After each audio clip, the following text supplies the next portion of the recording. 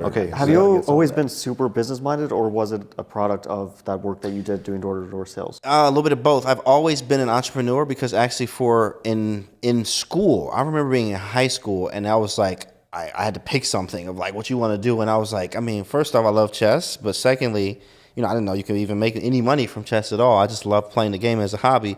And so you have to pick your career. And I'm like 10th, 11th grade. And I'm like, I guess accounting. So I'm like going through the numbers and I'm like, man, this is boring. This sucks. So I'm like, and then they're like, what you want to be when you grow up? I'm like, I guess an accountant. Like you say it like not even happy. So I was like, I don't know what I want to do actually. And then actually as soon as I graduated, it's just a lot. You don't blame anything on your past. I mean, I guess you can in a way, but you just don't want to act like as a victim of it, So for me, middle class family and, mom and dad didn't help as much with financial aid. They just really didn't know what to do either. I didn't know how to do it. I had pretty good grades. I graduated like a 3.1, 3.0, something like that. Like college, well, no, for a high school. So I'm like, I didn't know how to even apply for scholarships. And I'm like, what do I even do here? So I actually went to the military for a few years in the Air Force, right? And I learned a lot about skills from the Air Force, discipline, work, and all this kind of stuff. But when I was in there, my job was, they told me, they was like, well, basically, I did good on the ASVAB, so I scored high enough to have a selection of jobs. So I'm like, oh, cool, all right, perfect. Let me pick one of these jobs. I picked a job that was called Knowledge Operations Management. And it said, like, you working with the commander, you doing this, I'm like, this is fire. So I get in there and literally, they just kind of lie to you in a way, but I get in there and I'm typing all day. And I'm like, this is not what I signed up for at all, right? Oh, they tricked me, bro. So I was like, all right, cool. So, and now I told them, hey, when I got in, I was the best chess player in the whole military. I think the highest rated guy was like, 2150, something like that. At the time, I was like 2,300 USCF, maybe high 22, something like that. But I was national master and like, fresh out of high school. So I'm like in the military. And I'm like, cool, I'm letting them know, hey, I'm the best chess player. You should be able to use those attributes. Should be able to use it. I should be able to even play. There's a chess team. But because I was so new, it's more about, military doesn't tell you this till you get in, but it's more about the needs of the military. They don't care about, you could be LeBron James, but like, we don't care. Like, you have to work. There's stuff you have to do, and the job comes first. Yes, you have the skill, but the job comes first. So that was a time off from chess a little bit, and I was like, I had an opportunity to actually leave because they were actually giving us, they were switching our AFSC, which is like our job. Basically, went from a 3 Delta to a 3 Alpha, or then they was like, well, maybe we should. They didn't know what to do with us, basically, because the job was so easy. I'm not even gonna lie, it was just a very easy job. So I was blessed enough to be able to get out early after like 2.5, 3 years. And get out early without having any type of bad record or anything. I got on an honorable discharge. I have all of my credits, like credentials. I have like USAA, so which is really nice. So yeah, it's great. And I was able to get out and get back to life and chess and stuff like that.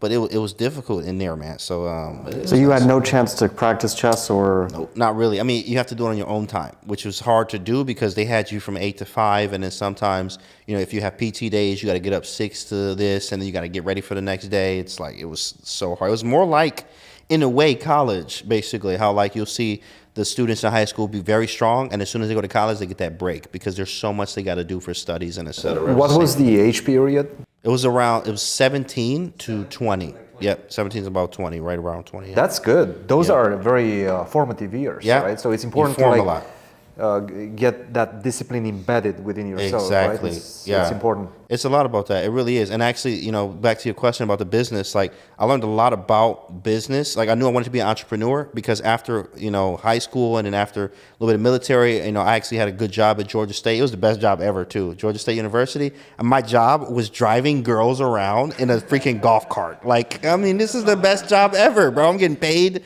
to like drive around girls and everyone in the golf cart classes. And I was like, it was basically a security thing. I had a very high security clearance type thing, so I could just get a nice job. And I did. I got a very nice job there.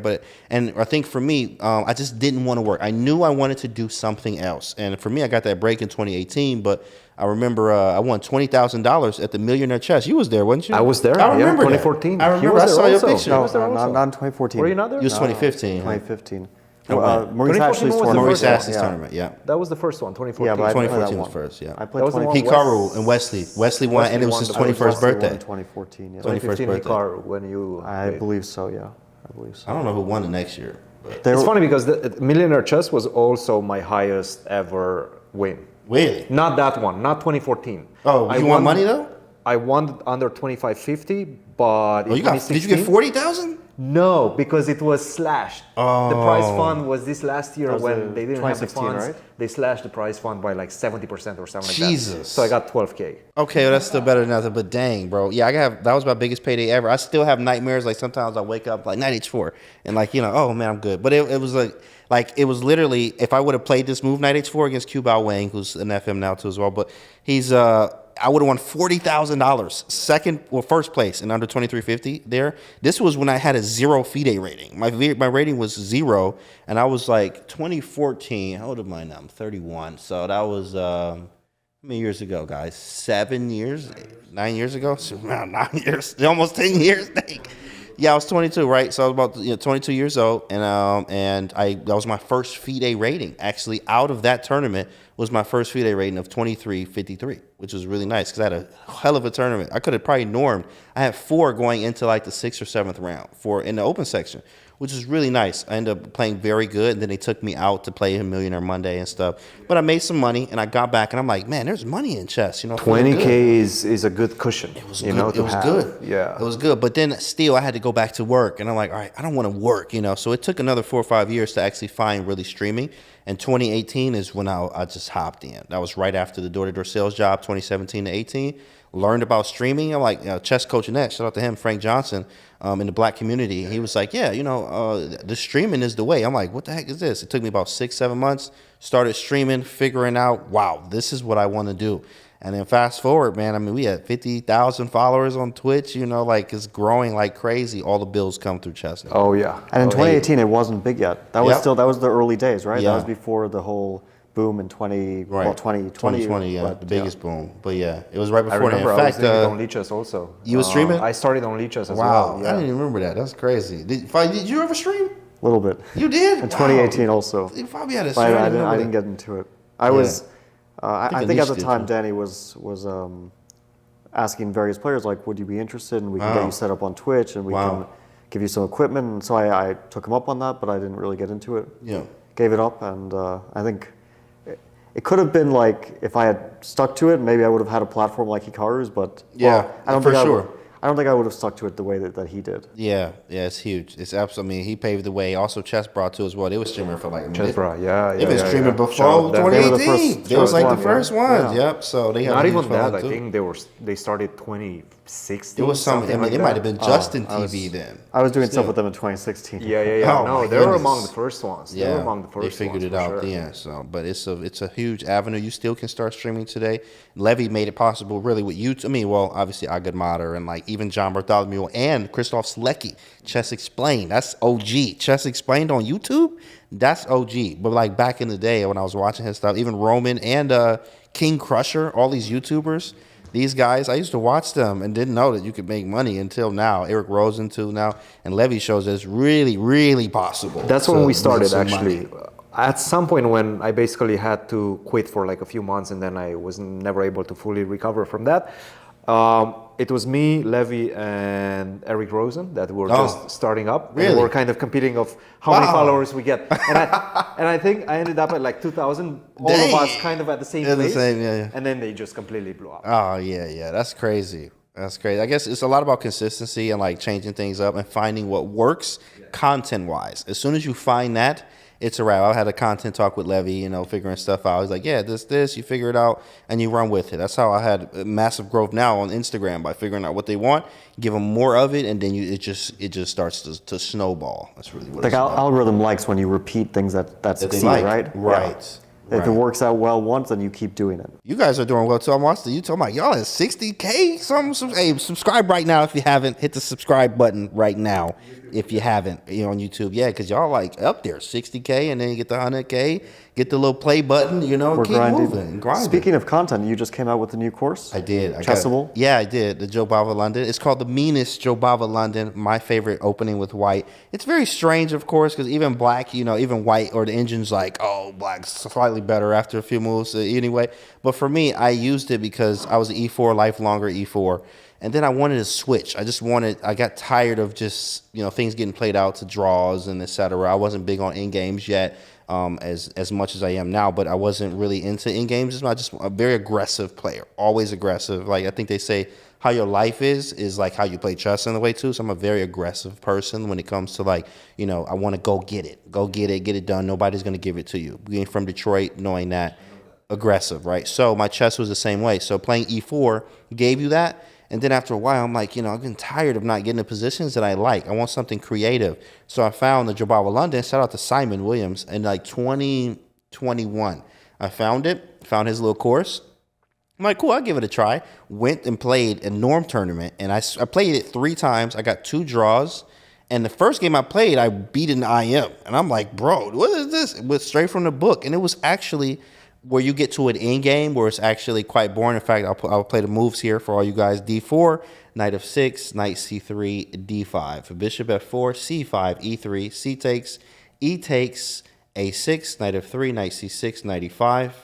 E6, knight takes c6, b takes c6, knight a4, bishop d6, bishop takes, queen takes, castles. This is the main line. Then after castles, there is castles. No, there's... You got to move your castle already. You got to move your bishop first, right? Oh, yeah, bishop d3, you're right. Bishop d3, castle, castle. Yeah, correct. Bishop d3, castle, castle. And then black plays castle, castle. White plays something. Queen f3 or something. But it's like e5, pawn takes, queen takes, rook comes over. We go queen g3, and we try to trade the queens off. And you just get an end game, basically, where it's kind of boring, but at the same time, white has a better structure. b6, c5, weak spots. Exactly. Yeah. And I was able to win the game just off of knowing this small knowledge.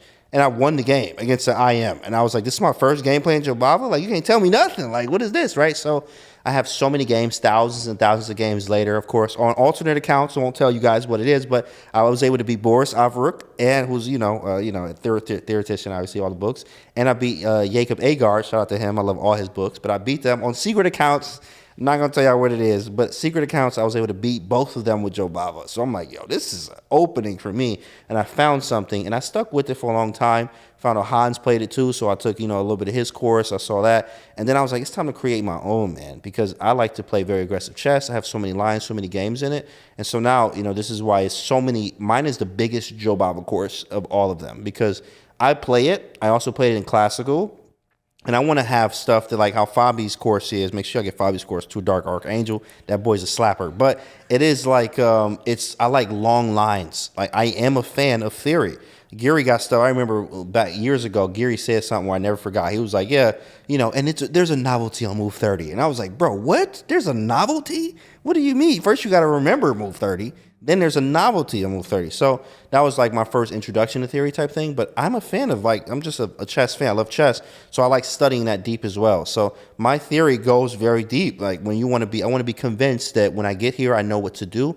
Not all memorization, but just a lot of ideas and etc. So my course is about that. I mean, I saw you studying in between commentary gigs, basically. Yes. You went in, you gave your commentary 5 minutes, boom, right. Back to study on chessboard. That's exactly right, bro. It's a grind. That was cool. I got to hit the level, man. I got to level up. Now, I really want to dial in on this go-getter attitude of yours because, you're a FIDE master, yes, sir. right? There's not that many right. as successful as you are, FIDE masters in the world, right? Grandmasters, Correct. about 2,500, my level. Yeah. I don't see that many that are super successful as commentators, Right. as that. Right. Who do you look up to? Like, how That's a do great you question. embolden yourself to deliver? Yeah, in fact, actually, one of the biggest influences on my life, in fact, outside of chess, is Hikaru. People don't know this, but I am on Team Hikaru. So, on the back end, we do, I've been to Toronto to do content with him. You might have seen those videos. I've, we do commentary, me and you, obviously, and, all the others on the back end. Well, I've spent a lot of time with Hikaru and, asking him questions and et cetera, and just business side. And I remember one time he said something I never forgot. And he was like, you are not a real streamer if you don't show up every day. And he said this, and he was, at 1 million followers, maybe close to 1 million, but he was already way bigger than me. So for him to say that and him to be at that level, I was like, well, shoot. I mean, I'm not nowhere close to that. So what am I doing?